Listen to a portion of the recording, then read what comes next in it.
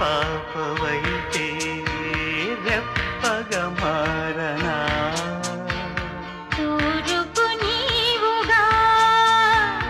రేపువ నేనుగా మల్లిక పాటగా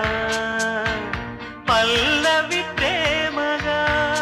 ప్రేమించే పెదవులొకటై పొంగించే సుధలు మనవైతే